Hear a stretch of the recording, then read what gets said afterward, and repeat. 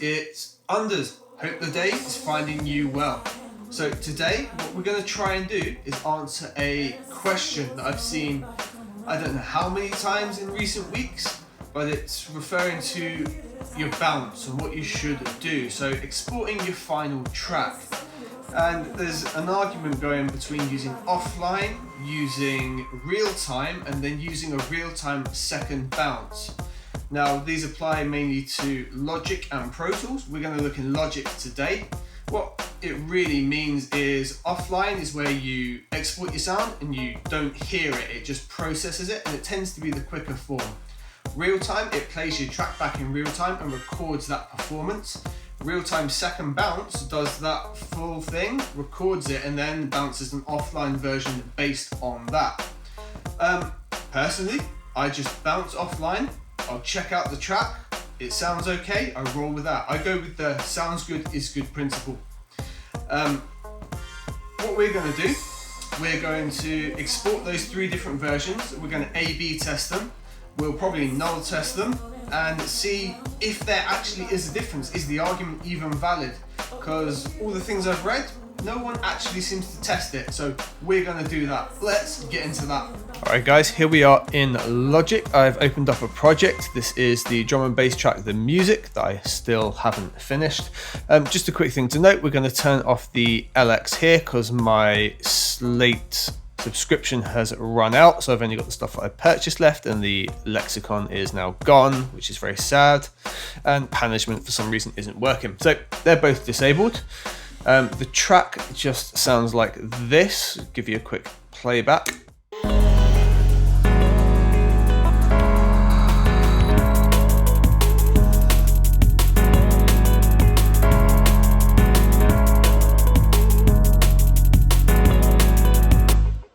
Not entirely happy with it, it's not finished, but that doesn't exactly matter for what we're going to do.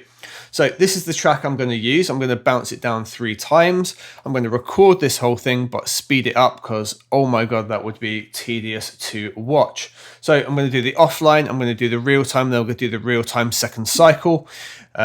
I'll speed it all up so you can see that I'm not jipping you in any way, and then we'll open Logic again with the 3 files in and we'll A/B them and have a little listen and see what the crack is. So here we go. Just a quick note, I'm going to do them all in 44.1 16-bit.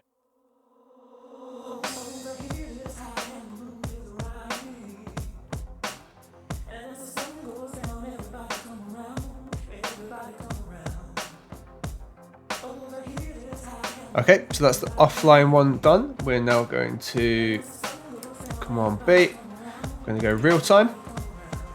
And we'll leave all the settings exactly the same and do the real time version. This time it'll play through and we could sit here and listen to it for 6 minutes, but again, I'm going to speed it up.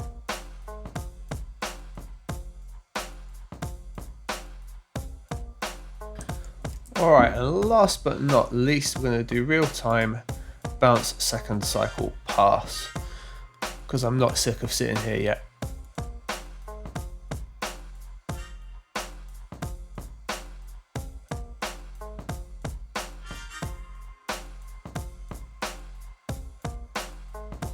Oh my God, that was tedious. Okay, what we're going to do now is open a fresh session, import those 3 back in and A/B them and see if we can null test them. Hold tight. All right, we've got all 3 imported. As you can see, they are as I named them. We're going to put the second cycle at the bottom so we're in the right order. So if the theory is right and everyone's argument's right, offline's going to sound like absolute garbage, real time is going to sound pretty damn good, and the second cycle is going to sound so amazing, minds will actually melt. I honestly think they're all going to sound the same and they'll probably nullify. What we'll do is just see if we can find a little loop, because I am not going through that 6-minute tune again after just sitting through it all those times. We'll take something like that, a bit longer. That will do. So what we'll do, we'll use the offline as our reference. We'll stick the utility plugin on, do the other 2. We'll do a nice little phase invert, Let's copy you over. Go. So we've now got a phase invert placed on the real time and the real time second cycle. So in theory, if I solo these two right now, if we just solo that, so we've got our loop. All right, so there's some difference.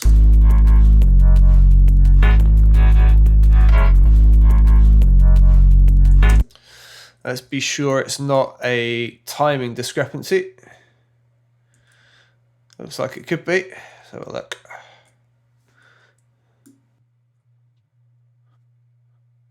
They're pretty accurate.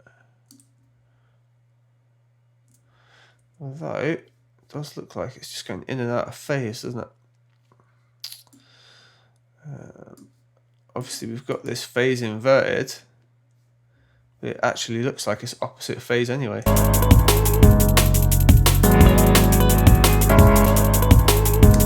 Definitely some phasing going on. Obviously lots of difference in the low end and some of the top end. Let's just move it ever so slightly. I think it's going to be somewhere around here. So it looks like it's just bounced it at a slightly different time. I wish Logic would hold that, I reckon, around there. There you go, so all the low ends cancelled out now. So there's definitely a discrepancy in the time frame that it bounces in. See if we can find another really obvious bit. See, that looks very different there as well. We've bounced these in exactly the same way as well. Yeah, look at that. So that should be around here if you match them up. It should be there. But there's definitely differences, look.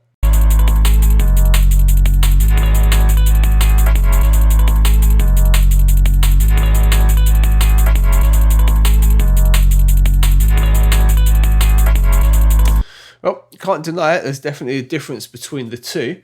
Does one inherently sound better than the other though? Let's have a check of that.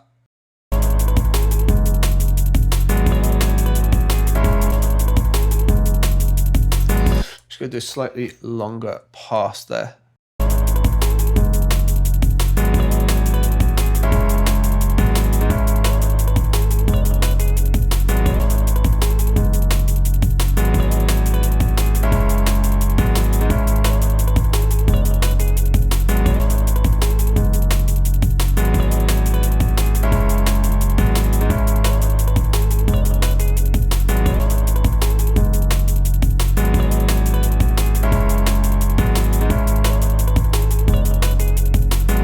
Honestly, I know there's a difference between the two, but I'm not picking it up in my headphones, swapping between the two. I think I need to sit and listen with me speakers for a bit. That's the way I mainly listen. I only work with headphones when I'm recording like this. I can't really pick it up. Let's just try it between the second cycle. We just make sure that is inverted as well. Yep. Also a lot less cancellation with the second cycle. Again, let's zoom right in and see if maybe we've got some timing issues going again. Let's try and find a transient that's around the same. Yeah, it looks like it's a little late. Somewhere around here, I'd imagine. I hate it when Logic does that. I can't scroll you back. All right, we'll bring you forward. About there, I think. Maybe not. So there. About there. Yeah, similar sound as before. Let's just go between the two again and see if one's inherently better than the other.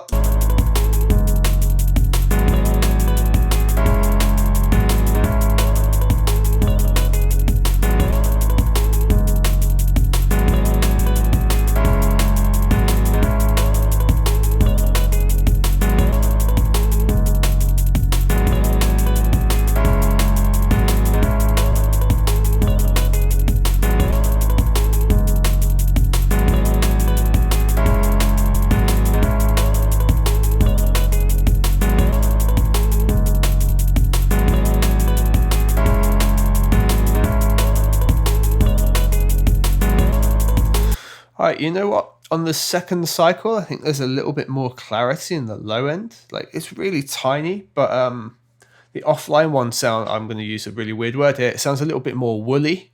But the second cycle just sounds a bit clearer. Like, if we just focus on listening to that, maybe I'm getting mad.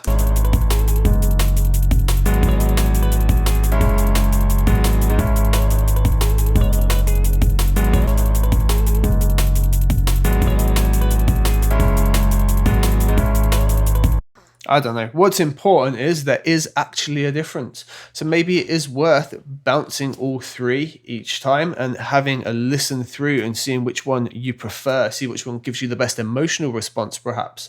Listening on your preferred format, because I'm definitely struggling in headphones to discern the difference when there is one. It's obviously very, very close. We can get phase cancellation happening to a huge area of the frequencies. It seems to be the low end and the extreme top end that change the most. And that's quite likely down to a lot of the plugins having the ability to bounce at a higher resolution when offline, which is generally better for them, rather than when you're doing a real-time bounce, it's having to play all the audio back and it's recording that output. It doesn't go to the higher sample rates that it's able to do in an offline bounce.